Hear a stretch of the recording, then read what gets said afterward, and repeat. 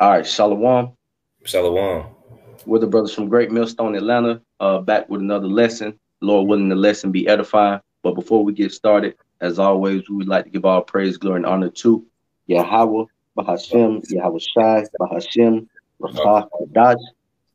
We would also like to give double honors to our elders and apostles at Great Millstone, and want to say peace, safety, much love, and blessing to the Akim across the four corners of the earth that are pushing out this truth and sincerity and putting their lives on the line to do so. I want to say shalom to you, brothers. I'm the brother Arak. I got the brother Anai with me. And through the spirit, Lord willing, we're able to bring out some edification in this lesson. And as you can see from the title, we're going into moderation. Okay, moderation being key, because anything that is in excess could be detrimental or harmful. So it's important to check certain things when you see them beginning to be of access, if you will, of excess, if you will, being too much, doing too much of anything, whether it's eating, drinking, slothfulness, watching TV, whatever the case may be, too much of anything, eating sweets, eating junk food, anything in excess could be detrimental. So that's why it's important to self-examine yourself. And when you see these things becoming a problem, to check it at the door, of course, through the spirit, because we know by being in this flesh, we are subject to the flesh. So we need the spirit in order to combat these things, in order to keep it on a level playing field. You got something you wanted to start off with? Yeah, that scripture you called for, this is Proverbs chapter 11, verse 1. It says, a false balance is abomination to the Lord, but a just weight is his delight. Yeah, and if you're moderate, you're going to be balanced in everything that you do.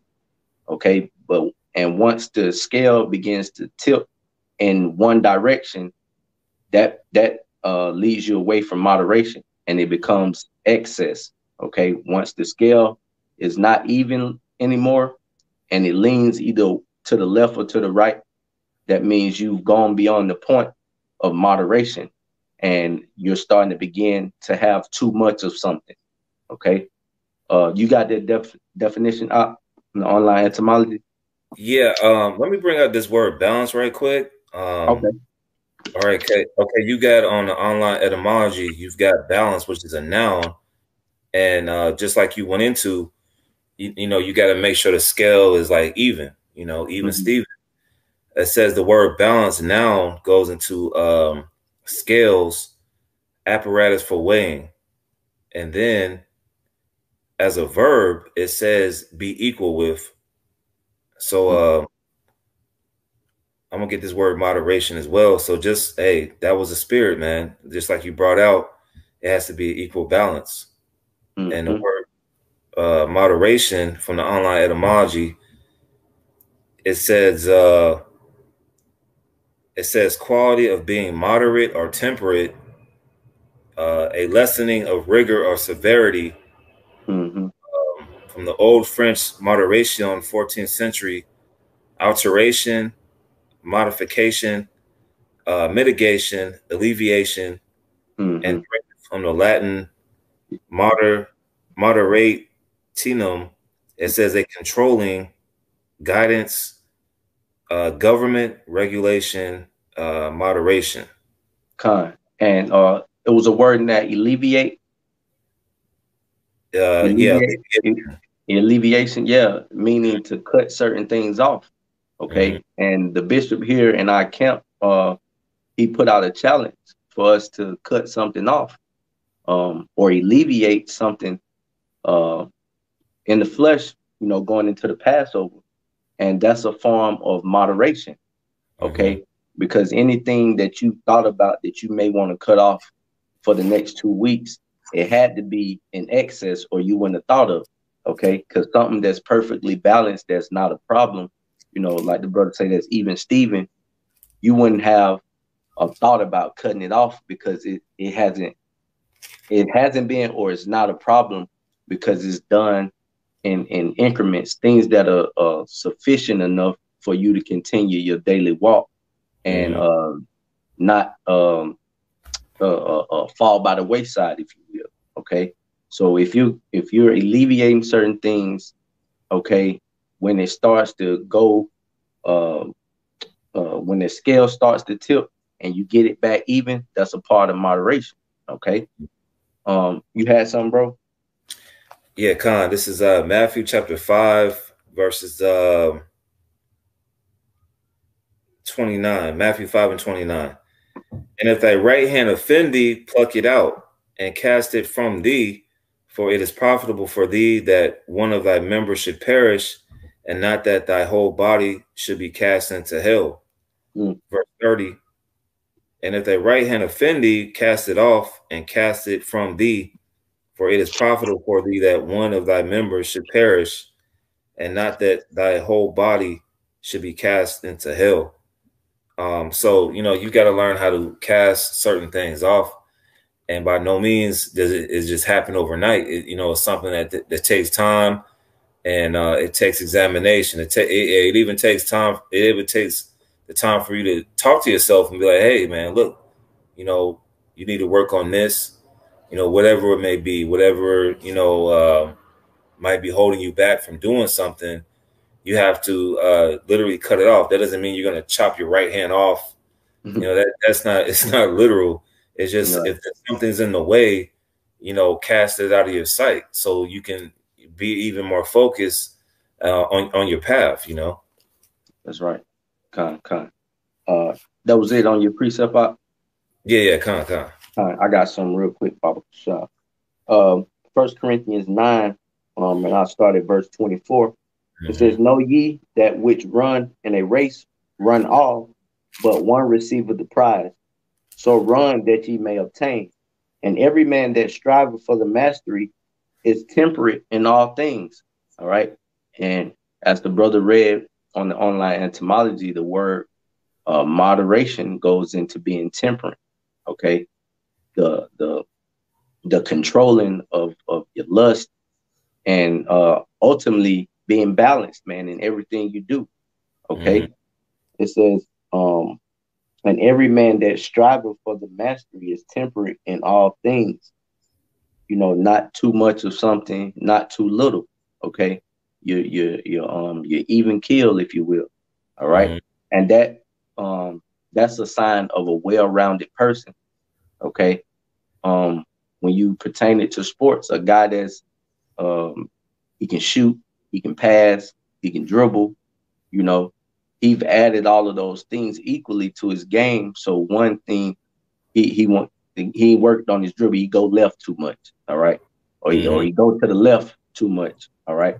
He even kill. He can go either hand. That's a person that's more dangerous than a person that's one way or excessively operates in one way. They're predictable, all right, and it also shows that you haven't been working on your game. Okay. So if you not been working on your spirit, it's going to show forth because you're going to overindulge in certain things. All right. And you may not catch it, but the man next to you may. All right. And if that is the case, if a brother comes to you, hey, say, bro, I think you're doing too much, or this and that, you might want to cut some off. You may want to take heed, man, because that's the spirit speaking through that man. Okay. Because it's easy to get caught up in your day to day and you don't catch it because, we're in the flesh, like I said earlier, but it's important to check that shit at the door, man, and become, balanced in everything you do, in all things, because that makes a well-rounded individual, spiritually, mentally and physically, man.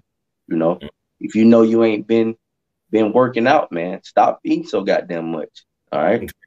You ain't been controlling your diet. You eating too much fried foods. All of that can start to show forth. And, next thing you know, you 50 pounds up, in the blink of an eye, because you ain't became moderate or temperate in what you put into your body. All right. eating all sugars and all type of shit. And next thing you know, you got diabetes, eating a lot of salt, you got hypertension, because you're not putting the right type of balance in your life that you need in order to sustain. Okay. Um, just finishing off, it says, now they do it to obtain a corruptible crown, but we an incorruptible crown. So in the spirit, the things that you need to add unto the spirit, you need to add it equally. And the things that you're doing too much of, cut back on it. But you got it out.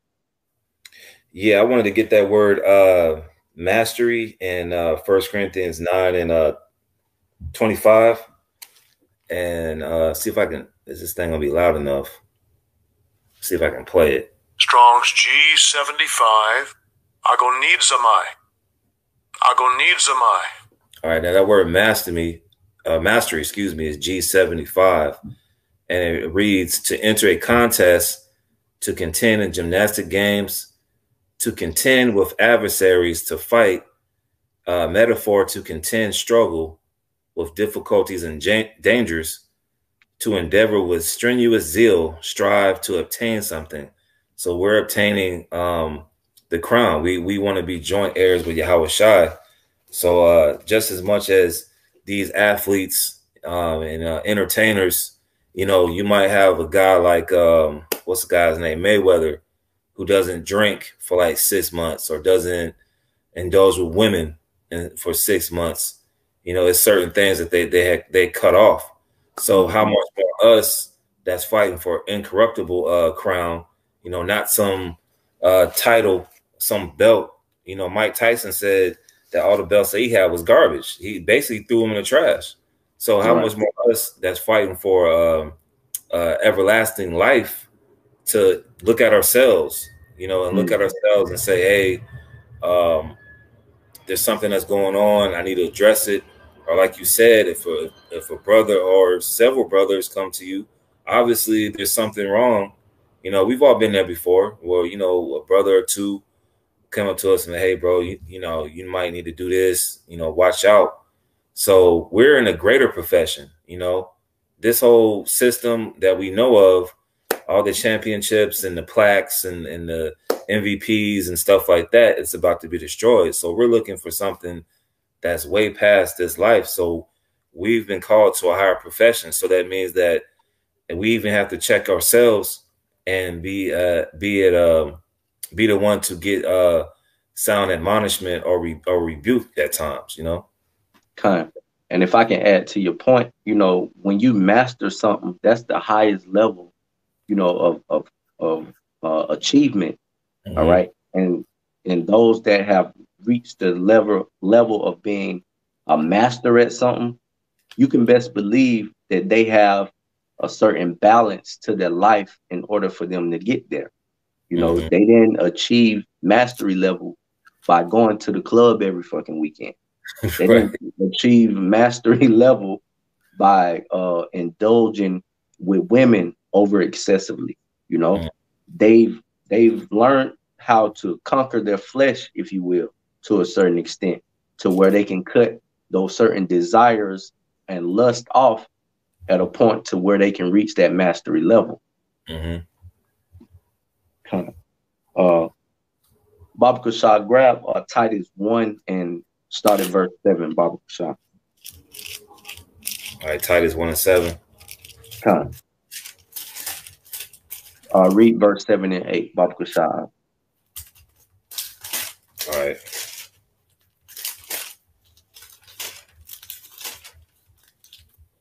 I'm going back a little bit. Excuse me.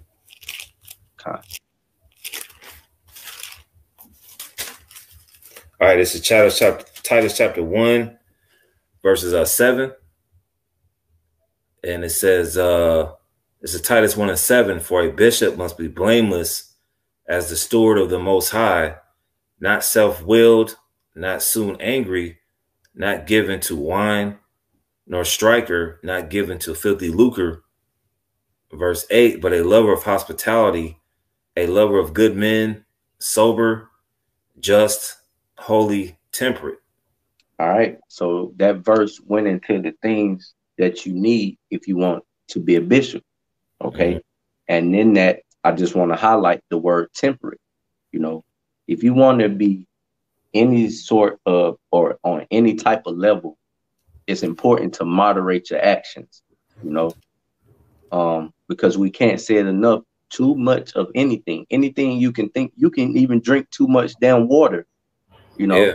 Yeah, and that should dehydrate you.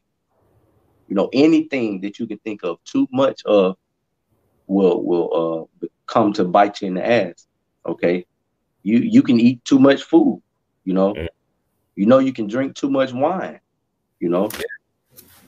You can take too much of an herb, you know, and have side effects if the dosage isn't right. All right. If you don't take it in moderation, all right, it can be detrimental to you. Okay. So temperance and moderation go hand in hand. It's important to have these sort of characteristics in order to master anything that you want to do or meet a goal. All right. If you set down and you set long-term and short-term goals, all right, and you know the path in which you're going on, you're not going to be able to achieve those goals. You have to moderate. All right. You have to cut certain things off and also add certain things. Okay. If you don't have temperance, add it. All right. If you do have temperance, that's good. All right. But you can always do more. All right. So if you have goals and you set them and you know the way in which you're currently living is not going to get you to those goals, that means you're doing too much of something. Okay. And you have to self-evaluate in order to see what you're going to need to achieve, you know, those certain goals, whether it be in the spirit or whether it be carnally. All right.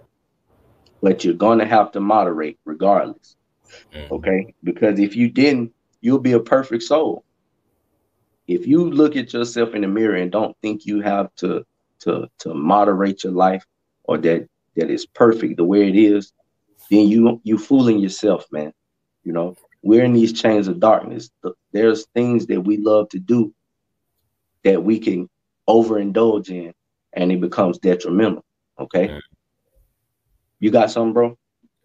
Yeah, I got that word in the Greek for temperance. Let me play it right quick. Strong's G 1468. Ekrates. Ekrates. All right, ekrates, G 1468.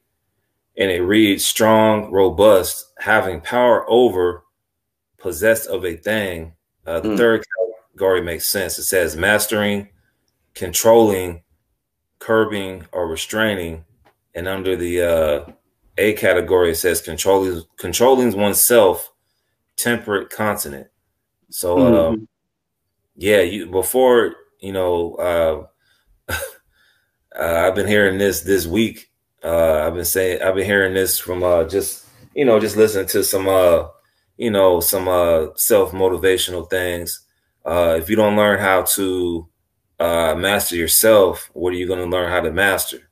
And that's important. You got to make sure when you're accomplishing any goal or task, you got to make sure that you don't get too far ahead of yourself. You know, you got to add temperance. You know, if you're stuck to learning a trade, you've got to be locked into doing that trade. That means even on the weekends where, you know, all your friends are trying to get drinks or they're trying to hang out and like, I'm sticking to this, or you got to put things away, or you even got to make sacrifices and stay up so you can get the understanding of what you're doing.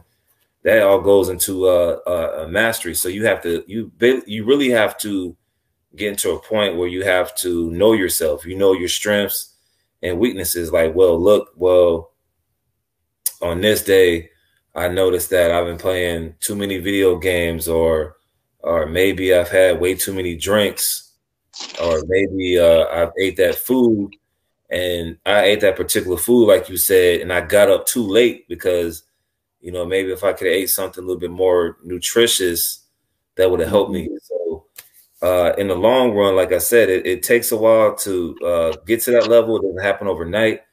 But if we're striving for the kingdom, we have to make sure that we're we're all sound in mind, you know. That's right. That's right.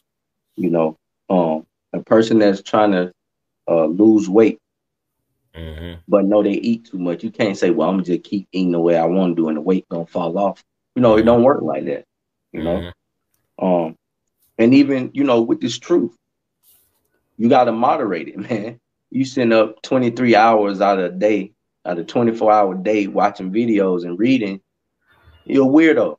You're gonna be bugged out, you know.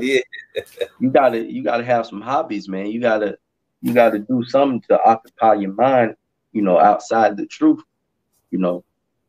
So anything you do, even you know, learning the scriptures, you know, eat what's sufficient for thee, then come back the next day for some more. Don't sit there and just be gluttonous, you know, on the spirit, because, you know, new level, new devils, man. And if you ain't built up to the point to where you overindulging, then those demons, you best believe they're gonna mess with you, man. All right. And this is First Corinthians. You ain't have a precept, did you? That you want to get? Okay. This is First Corinthians chapter 10 and verse 23. It says, "All things lawful for me, but all things are lawful for me, but all things are not expedient. All things are lawful for me, but all things edify not." All right. And I wanted to bring that out because, like I was saying, you can overindulge in the truth. You know, you can get caught up into something that's lawful, thinking you're not going off, you know, but you're doing too much of it. And it becomes not expedient for you or the gospel. Let's take drink, for example. Of course, the scriptures say, give strong drink into him that is ready to perish, you know, and it speaks about drinking wine, you know, and it also tells you in moderation, not in excess. All right. If you know what that is, if you want to bring it out, so it also even tells you that, yes, drinking is not going off, but you should drink in moderation and not in excess, because just using that as an example, not saying, you know, brothers is alcoholics and shit like that, you know, but hey, there's a cutoff point. If you see, you know, you getting belligerent, you becoming a striker, you know, you cussing brothers out, you know, you don't know how to handle your liquor, you want to cut it out, man, you know, because you're making a fool out of yourself, you know. You got that? I got one first in Proverbs chapter 20 and verse 1. It says, wine is a mocker, strong drink is raging, and whoever is deceived thereby is not wise. Yeah, that's a good one too, you know, because the wine and the strong is there to, you know, relax your mind and, you know, take a load off, you know, for relaxation. But once you're doing it overly, you know, and becoming sloppy and pissy, you know, what is that doing? That's not of any kind of edification. All right. That's you know, you doing too much. All right. So you got to check it at the door, cut it off, you know, pray to the Yahweh Shemi outside that whatever you're going through that you're trying to mask with the drink, put it in the Lord's hand and let him take care of it, you know, if it need be. Yep. And every time I read that scripture, man, I'll be thinking of that dude from ISUPK. Well, he said the one that said John the Baptist is not a man of the Lord, and he had that big bottle of scotch, because if you drink and get belligerent, you'll say the most asinine stuff out of your mouth, and then you wake up and then you got brothers looking at, I don't know about him, man. You know, it's to a certain point where with the alcohol, you know that it's gonna come inside of your body and it's gonna leave inside of your body, man. And you gotta have a balance to that, man. You gotta you know, replace that, you know, with the spirit and even some physical things. Like you said, if you're trying to lose weight, you know that drinking is not going to be good for you, man. You know, you can't drink every single day if you're walking or exercising, man. You know, so I got this one in Ecclesiastes 31:27. It says, wine is as good as life to a man if it be drunk moderately. Yep. What life is then to a man that is without wine, for it was made to make men glad. Verse. So like it was made to make men glad, but above that, the key word is moderation. Okay. Right. It didn't say in excess, you know, it's for a man to make him glad. No, man. You know, once you have tipped the scale, or what's it called? Knowing your limit. You know, if you have another one, you're gonna get crazy, but you have it anyway. That's not a sign of moderation. Right. Go ahead. It says it's supposed to make you glad. Now you know what Jake, man. Okay, you know Jake have too much. By the end of the night, Jake gonna want to fight you, man. So it makes you into this belligerent guy that you didn't know who you was when you woke up from drinking that madness, man. 28, it says, wine measurably drunk and in season bringeth gladness of the heart and cheerfulness of the mind. And if I can say too, if you know that you can't go out and deal without having a drink, maybe you just need to curb your appetite for the drink and maybe just leave it, you know, at the house. You know, the scriptures talk about Noah when he's drunk in his tents. You know, maybe you type of brother that you just good for drinking at home, not in public, man. You got to know the type of person that you are, you know, right? That, hey, if I go out with these brothers, you know, I'm just going to have me a little drink and that's it. You know, you got to know the balance, you know, instead of just going out and being belligerent and, you know, anything comes out of it. Okay. Exactly. And I'll just go to verse 30, verse 29. It says, but wine drunken with excess maketh bitterness of the mind with brawling and quarreling. And that's what niggas do in the world. If they can't get a woman, they're going to try to fight somebody, man. Verse 30, drunkenness increaseth the rage of a fool till he offend. It diminisheth strength and maketh wounds, because you get into unnecessary situations that you don't have to. All of a sudden, you fighting somebody for no reason.